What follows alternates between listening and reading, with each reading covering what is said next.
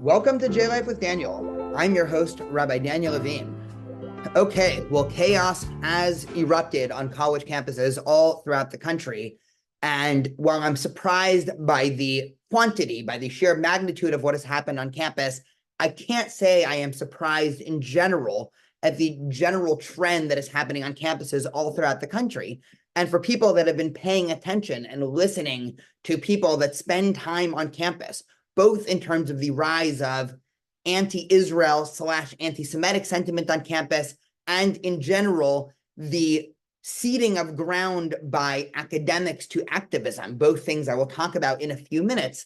The writing was all but on the wall for campuses throughout the country. And as we are in for a chaotic end to the academic year, campus administrators can't help but just count the days and try to run out the clock before the end of the academic year, before things erupt to another bad level. More on that a little bit later. But I want to discuss, and this is going to be a relatively brief podcast just to get a lot of my initial thoughts out there. And then, of course, this is going to be a wider sociological and eventually historical trend that we're going to be revisiting on many future podcasts. I want to try to make the wider argument that these campus protests are bad for everyone. It doesn't matter what side of this issue you're on. You can be pro-Israel, you can be pro-Palestinian, you can be a neutral observer. These protests don't help everybody, don't help anybody. And let's actually start with the most counterintuitive group first. The campus protests and the rise of anti-Israelism within the wider Western world hurts the Palestinians right now that are living in Gaza. They hurt the Palestinians that are living in the West Bank. They hurt the 20% of Israeli Arabs / Palestinians that are living as citizens of Israel. And they really hurt Palestinians abroad. And to understand why, we have to take a wider step back and understand that there are two completely different frameworks that are in operation when people talk about the Israeli-Palestinian conflict. From the dominant Israeli view, again, whatever you think about this view, you could think this view is completely correct. You could think this view is completely incorrect. You can be confused and not know. You can have a more moderate view in the middle. The dominant Israeli view sees Zionism as a historic return, right? Note the verb, return. Jews have returned to Israel. Jews see Zionism as a coming home of sorts. And the story goes as follows. 2,000 years ago, Jews were kicked out of our historic homeland, the land of Israel, by the Roman Empire. Jews subsequently spread throughout the world, sparking the diaspora. And after 2,000 years, Jews who have spent those 2,000 years praying towards Israel, writing poetry about Israel, praying about returning to Israel, writing songs, incorporating it into our liturgy, right? Next year in Jerusalem at the end of the Passover Seder, Jews finally were granted the opportunity to return. And of course, the mechanism of that return in the late 19th and early 20th century used a lot of the same tools that all other nation states were using in the 19th and 20th century.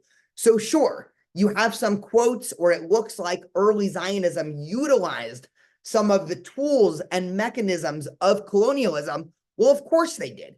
That was the way in which nation states were formed in the late 1800s, early 1900s. This doesn't mean that it's above criticism. This doesn't mean that it's okay. This is not whataboutism.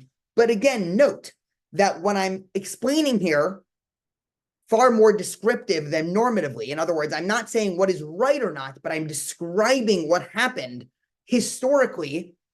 Is Zionism coincided with the rise of colonialism, but Zionism was never motivated by the same mindset and ideology of colonialism, right? There was never any motherland. There was never any attempt to plunder a land and then go back to a homeland, right? That is the bread and butter of colonialism. What's happening right now is that Palestinians, through Western activism, are being convinced that Zionism is colonialism. In other words, they're being convinced to see history and see current politics in the Middle East through a lens of delusion. Now, I genuinely feel bad for the Palestinians. I want to take a step back because historically, I was a more liberal Zionist. I still, in theory, if you ask me, if I had all the power in the world and everybody in the world would listen to me for an hour, and they asked me, okay, what do you do with the Israeli-Palestinian conflict? I would give an extremely impassioned speech about the need for a two-state solution. It seems obvious. You have two people fighting over a land, both, I think, with somewhat reasonable historical claims to the land. Obviously, once we get into the footnotes, it gets more interesting on really both sides once we start to tease out what does it mean to have a right to the land? What is the definition of being indigenous? How did Jews end up coming back to Israel? How did Palestinians end up getting to the land that they now call Palestine, right? There's a lot of really interesting history there. But in general, the idea that both Jews and Palestinians both have a reasonable claim to this piece of land between the river and the sea that we call Israel and they call Palestine, I agree with that. And so just like any other situation where two people both have claims, right? There's a famous debate in the Talmud of what happens if I run into a courtroom with somebody else and we're both holding half of a sweater or a talit, and we say, this is mine, and the other person says, this is theirs. The judge, if the judge hears both of our claims and thinks we both have reasonable pretense to thinking the entire thing is ours, splits it in half and says, sell it and split the money. So, okay, I am pro a two-state solution. And I think if there's ever going to be any future for the Palestinians, it was only going to be in the form of a two-state solution. But Palestinians are now being convinced that because Zionism is colonialism, if they just keep on hitting back a little bit harder, a little bit more war, a little bit more terrorism, another bombing, another intifada, another set of rockets from Hamas or Palestinian Islamic Jihad or Hezbollah or the Houthis or Iran, right? That next strike is going to cause the end of colonialization, right? It's almost like this messianic dream of decolonialism that the left is playing around with, and the left is deluding the Palestinians into believing this. This is the reason, historically, that Palestinians have said no to many of the famous two-state solutions offered, right? Look it up. Don't trust my word for it. This happened in the 1930s. This happened again in 1947. This happened again in 2000. This happened again in 2008. Better yet, pause this podcast for a second. Make sure to come back to it because there's a lot of more important, interesting ideas. But pause this podcast for a second and Google, look up on Wikipedia, use ChatGPT, however you find your information. Read 10 academic articles about the 2000 and 2008 attempted two-state solution between the Israelis and the Palestinians. While there's a lot of nitty-gritty nuances in the details, the overall thrust is that Palestinian leadership generally said no, because why should they accept half a state when they think they are going to get the whole thing with just a little bit more terrorism? And this is exactly what happened. The Second Intifada, which happened in the early 2000s, broke out after saying no to the 2000 attempted peace treaty in Camp David. And it makes all the sense in the world. If the international community and activists and academics are saying, of course, just that next bombing is going to cause all Israelis to go back home, right? They think that home is, Poland or something. We'll discuss that in a minute. But if all Israelis just go back home, right, all we need is a little bit more bombing. And so the Second Intifada was a massive wave of suicide bombings, buses blown up, pizza shops blowing up, cafes blowing up. Did the Second Intifada make life better for Palestinians? Of course not. The Second Intifada resulted in the wall or the security banner or whatever you want to call it between Israel and the West Bank and a proliferation of checkpoints that hurts Palestinians in their day-to-day lives. The lives of the average Palestinian after the Second Intifada was far worse than before the Second Intifada, right? This is only through a lens of caring about Palestinians. Activists in the West are convincing the Palestinians that it's an all or nothing game. And it's an all or nothing game because they're seeing Zionism through a colonialist lens, which is not how anybody in Israel sees itself, right? They think that Zionism is the French in Algeria. Just to review, and again, if you haven't heard of the Algerian War and the decolonizing of Algeria, also pause this podcast and read about it. Again, Wikipedia, academic articles, a podcast, whatever you want to get information about it. This was a situation of decolonialism via bloody war working, right? Whatever we think about the war, the Algerians punched enough at the French, and there was massive casualties on the Algerian side, also on the French side, and eventually it just stopped being worth it for France to have a colony in Algeria, right? It makes a lot of sense from some perspective. If colonialism is seen as somebody coming into my house, and the entire time that person's in my house, I'm punching them in the face, even if they're punching back, eventually it's not worth that person to sit in my kitchen, even if they're eating free food, right? That's the playbook of decolonialism, and it worked in Algeria. And so you think, if Zionism is colonialism, the Palestinians just need a little bit more terrorism, a little bit more uprising, and eventually one day the Zionists will leave, which is of course not the reality. And so what's happening now in the campus protests with the proliferation of calls for intifada and river to the sea, separate than whether or not any of this constitutes anti-Semitism, we could even think, this is not my opinion, but one could even think there is nothing anti-Semitic at all about any of these anti-Israel protests, right? One could think that the river to the sea is not anti-Semitic. One could think calls for global intifada is not anti-Semitism.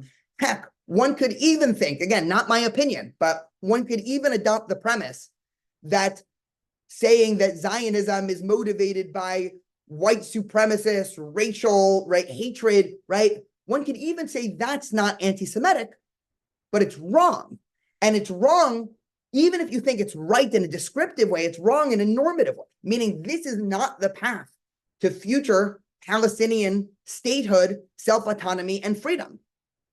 The path of Hamas is the path of another 20 or 30 years of the Palestinian world being embedded with terrorism. Do Palestinians want to live in a society that every hospital, school, and restaurant has a rocket launch site and Hamas bunker built underneath it?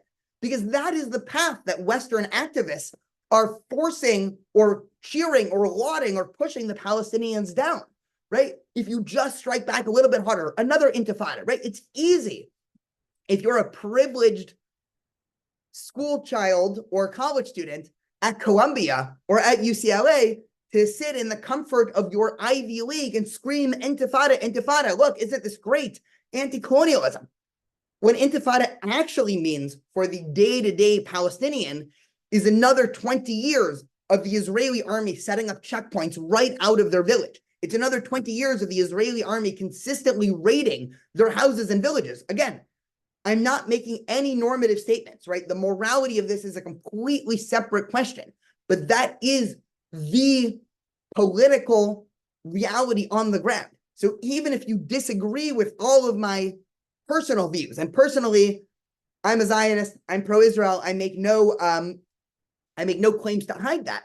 But even if you reject all those premises, even if you think Israel's bad, you have to have a plan to dealing with Israel and helping the Palestinians beyond vague terms of anti-colonialism that's going to embed Palestinian society in another 20 or 30 years war. Now, this is something, interestingly enough, that many in the Sunni Arab world has figured out. So there's a very uncanny flip that's going on.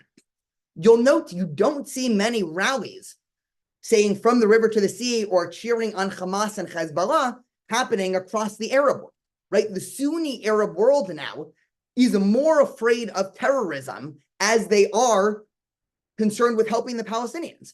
And when I say terrorism, I mean the global terrorist networks that Iran and the Iranian government has funded all throughout the Middle East.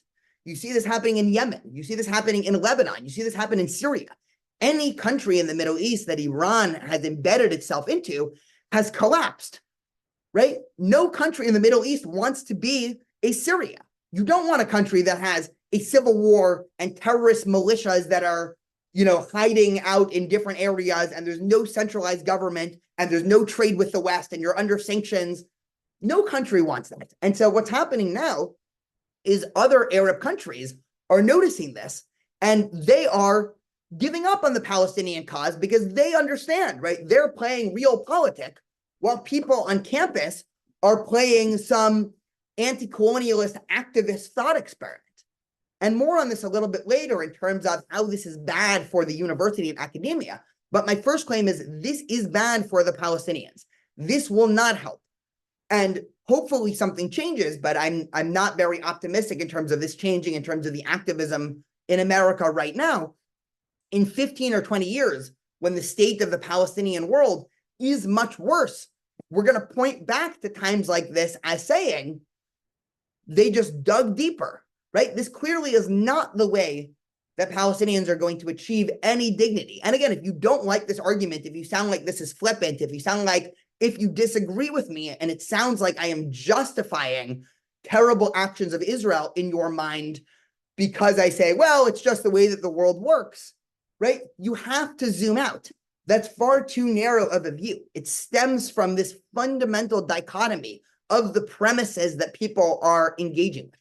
Is Zionism an act of colonialism that by definition can go away if you punch it enough? Or is Zionism completely disconnected from any thoughts of colonialism, and the 7 million Jews in Israel today view Israel as their homeland, which is of course the reality. There were signs at rallies. I saw Jill Stein, right? For those who don't know Jill Stein, she is a politician, right? She runs the Green Party, right? They don't get a major percentage of votes, but presumably there are hundreds of thousands of Americans that listen to her and vote for her and follow her. She was caught at a rally saying the Jews have a country, they have Poland. 3 million Jews were killed in Poland in the 20th century. Jews are not going back to Poland. Other people, even that insinuate that Jews are from Poland, might not realize that about 60% of Jews in Israel are from the Middle East. Are you really going to tell a Jew whose family is from Syria or from Iraq or from Morocco or from Yemen? I have a lot of good friends growing up and they're Yemenite. Are we going to tell them, right? Do the anti-colonialists on college campuses want Yemenite Jews in Israel to all of a sudden move back to Yemen? Do we have any pretense that when they get to Houthi-controlled Yemen, those Jews will be treated with anything but, at best, a degraded dhimmi status where they live as second-class citizens, but probably beaten and tortured and accused of loyalty and all the terrible things that have happened to Jews in Islamic countries over the past 70 years? This is, of course, a delusion. And you don't even have to care about Jews.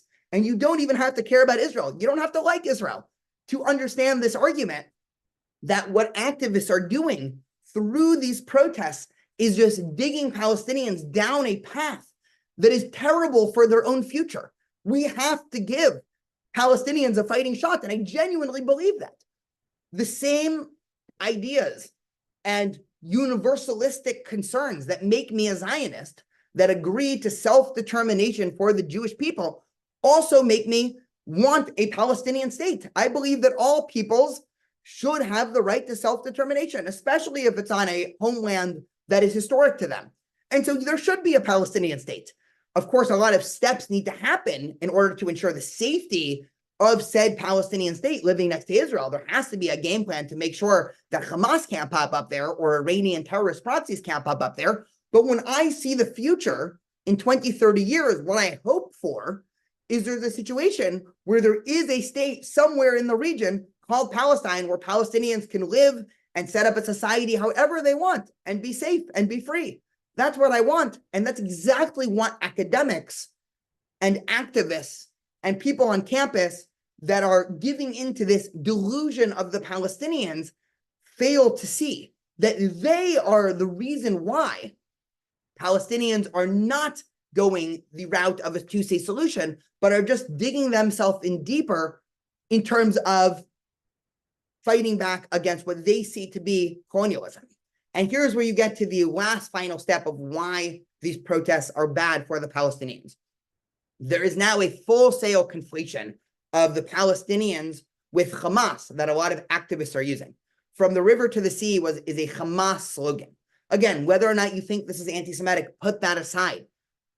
It used to be that when people saw Palestinians and people were talking about a two-state solution, the idea would be, okay, Palestinians have, just like any group, some amount of radicals that want the whole thing, that view terrorism as a legitimate means of fighting back, but the majority of them just want peace, just want a state, and so we can engage. Activists are pushing Hamas talking points onto the conflict in a way that was not on my bingo card in 2020. And what I mean by that is it is only going to be easier for Israel in the next 20 or 30 years to laugh away the idea of a two-state solution, because they're going to say, who are we going to have two states with? With a jihadist, radical Islamic terrorist group that has sworn they want to kill all Jews in the world, right? Hamas, or Hezbollah, which has a similar charter, or the Houthis, which have a similar charter, or the Iranian government that, every week it seems like they're, tweeting death to Israel, death to America, right? Of course not. And so the Palestinian cause has been conflated with the most radical formulation of the Palestinian cause, that again, even if all you care about is Palestinians, the protests are bad for them. The next obvious group that the campus protests hurt is just this wider idea of liberal democracy. Liberal democracy is a very fragile experiment, right? This idea that we live in a society that treats people as individuals, where we have freedom, where I could say one thing about, say, what I think a minimum wage should be, and you say another thing, and even though I think you are extremely wrong, that you think minimum wage should be, I don't know, say $40 an hour, and I think minimum wage should be $10 an hour, we're not going to go kill each other over it. We have public conversations. Maybe I'll invite you onto my podcast. We'll debate about minimum wage. By the way, my actual opinion is not $10 an hour. I'm just using this as a thought experiment, but I invite you onto my podcast. We discuss. Other listeners here, hopefully they agree with one or other, right? That happens hundreds of times over, right? On podcasts, in the public sphere, in classrooms, and thought experiments. Eventually that mobilizes a population to vote for a politician who presumably has equally built themselves up through these types of debates. And you have the presidential debates and Congress, and you have a society where people have fierce disagreement, and we don't kill each other because of it, right? For all of human history, people killed each other when they disagreed with ideas, right? This is true religiously. This is true nationally. This is true politically. Heck, this is true even internally, right? If you read anthropological accounts of ancient tribes, and it doesn't even matter where these tribes are, right? People killed each other over everything. One of the great experiments of modernity and liberalism is this idea that we can actually live with difference, right? Not superficial difference of skin color or gender or anything like that. Fundamental difference, what we believe. I can say I believe in God, and you can say I do not believe in God. And in a liberal democracy, I don't have the right to enforce that on you. You don't have the right to enforce that on me. And hopefully we grab coffee and we have an excited conversation debating about God. And then at the end of the day, we both go back to our homes and know that we live in a wider system, that both of our speech is protected, and neither of us are hopefully going to try to kill or harm the other person because we had a disagreement about theology or philosophy or politics. But the idea of liberal democracy only works if we buy into it. Liberal democracy is a normative view of the world. It is not descriptive. There's no more obvious account for that, right? Think about the foundation of America. Now, of course, America did not live up to this idea, but the foundation of America, we hold these truths to be self-evident, that all men, right now, we would say all humans are created equal. Are all humans created equal? Let's talk about this claim from a rationalist perspective. Let's put aside religion. Let's put aside all these other things. Is it rational, right? I had this thought experiment with students in my medieval Jewish philosophy class the other day when talking about Maimonides' opinions about normative versus descriptive, for those who are interested in the nerdy background for this thought experiment. Is it a descriptive claim that all humans are created equal? Well, I would argue that it is not, right? And here's a thought experiment. Imagine you have an alien that's never been to Earth before, never been to America before, and is touring around the country. And you ask that alien, are all humans created equal in America? That alien's going to say no. There are clearly people that are living in better houses than others. There are clearly people that have access to material wealth in a way that other people don't. There are clearly different people that have a whole variety of physical attributes that other people don't have. Certain people are more beautiful than other people, right? These are all inherent privileges. And again, much of it is the way that people were born, right? People don't choose to be born into a rich or poor family. People don't choose whether or not the genetics are going to allow them with natural beauty or not. People don't choose whether or not they're going to grow up in certain neighborhoods or not, right? It's a luck of the draw. And so if you're this alien and you're answering this question, are all humans created equal? in America, your answer descriptively is no. But when we say that in America, all humans are created equal, that's a normative statement. That is, we should set up our society and we should live under the premise, the moral premise that all humans are created equal. So if I go to court with you, we don't care if that alien says, well, of course, all humans are not created equal. One of us grew up in a rich, affluent area, and the other person grew up in a poor area. One of us is ugly, and the other one is very good looking. So of course they're not equal. Why should the court treat them as equal? We say no.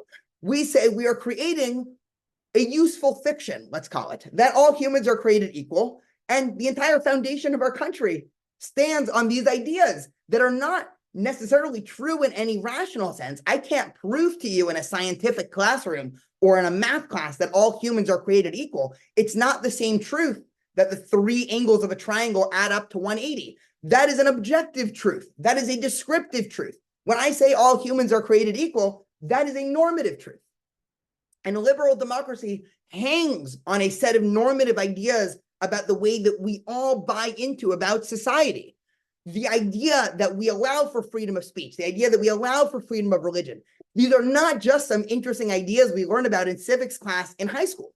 These are fundamental ideas that the future of liberalism, capital L liberalism, hinge on.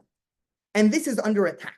And this is under attack by a type of postmodernist ideology that has come in like a wrecking ball to completely destroy what's left of this idea of liberalism. Are there even any self-evident truths anymore?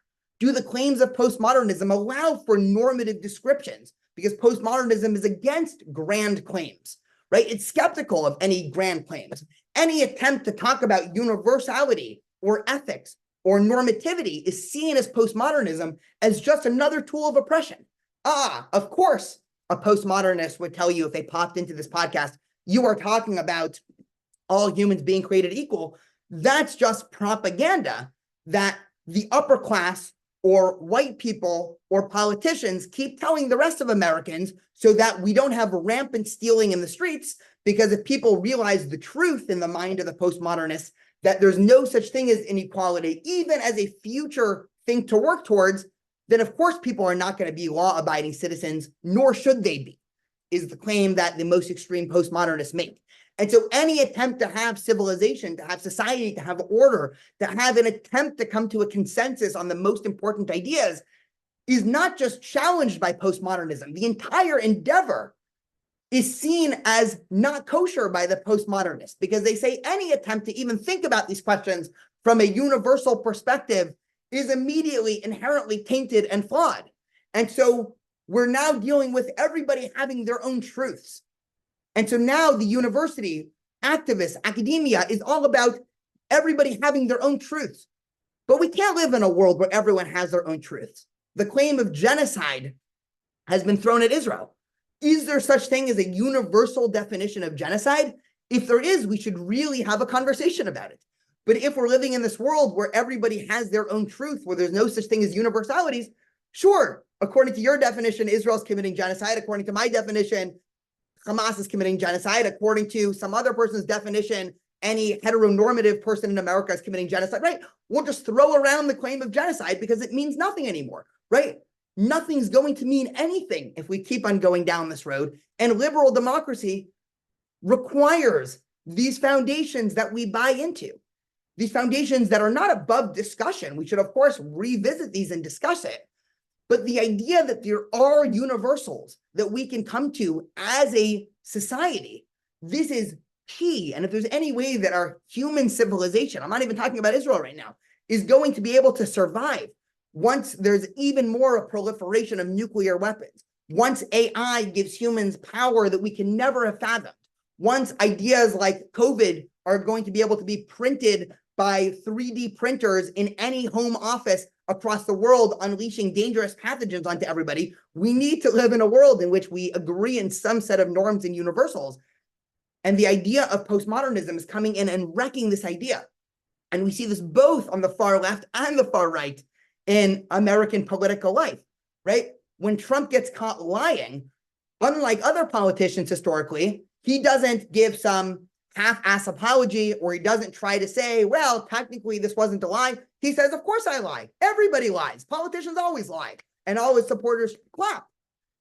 And Trump is saying, yeah, there is no truth, right?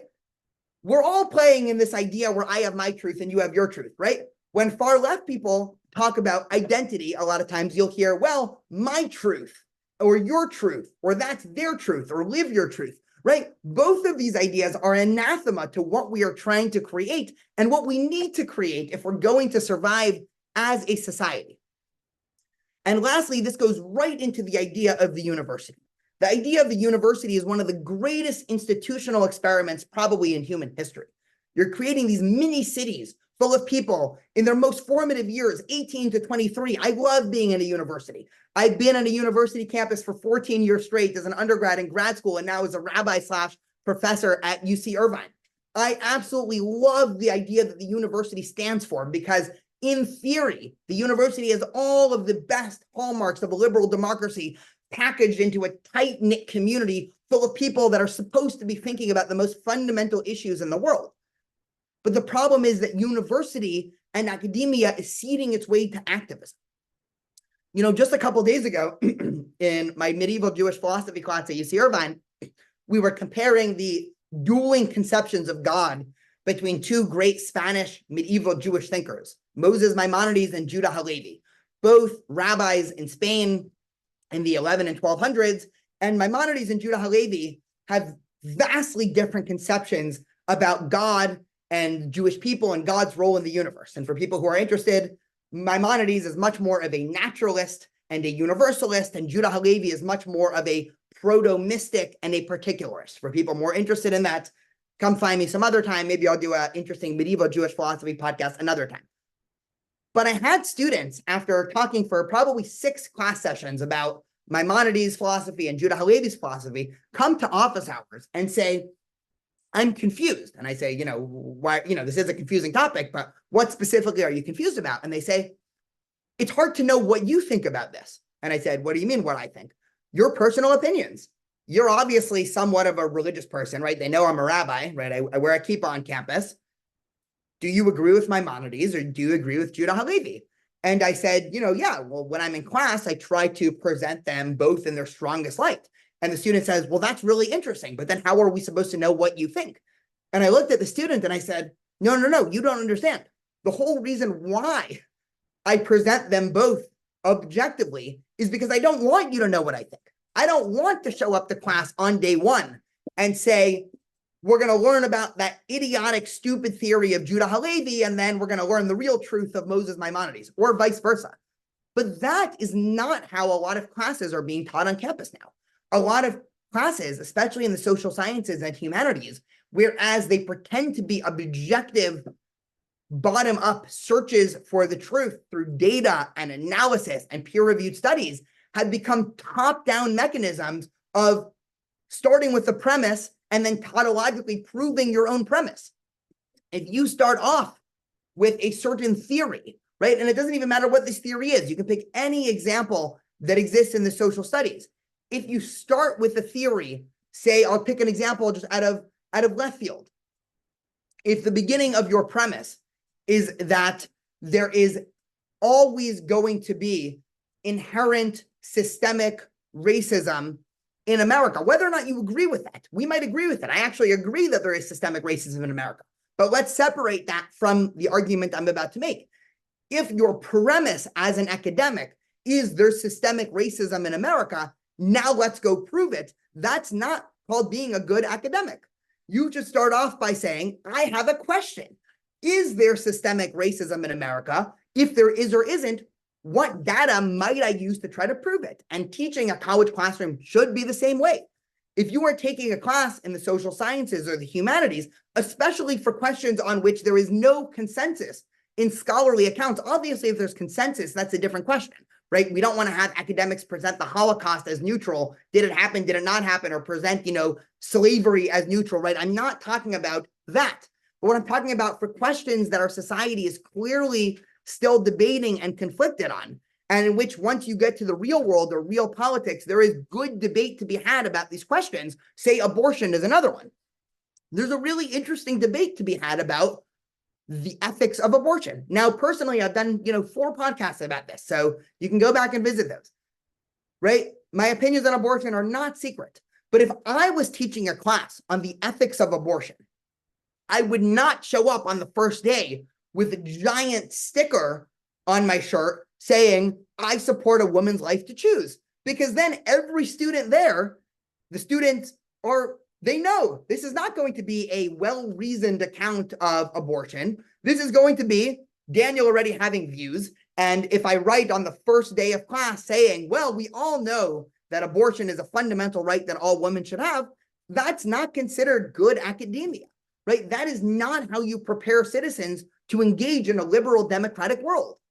Perhaps students can conclude that. And if a student came to me at the end of the class and said, now that we've read 10 weeks, differing accounts, we've read conservative thinkers and liberal thinkers and religious thinkers and secular thinkers, thinkers that see that a fetus does actually have some rights, thinkers that say a fetus doesn't have rights.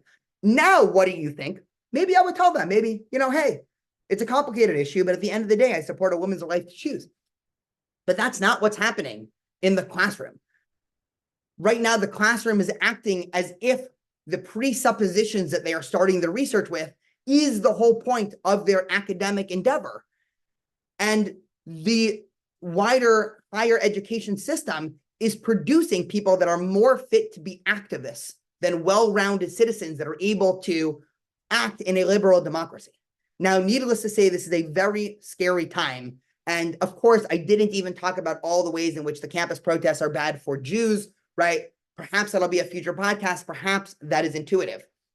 But I hope you send this around to people that are trying to think critically about these wider issues. I'm sure this will not be the last word that I have about these campus protests. This is going to be a much talked about issue over the next many, many years, both in American Jewish life and also wider campus political life. But I hope this gives you some food for thoughts, and stay tuned for next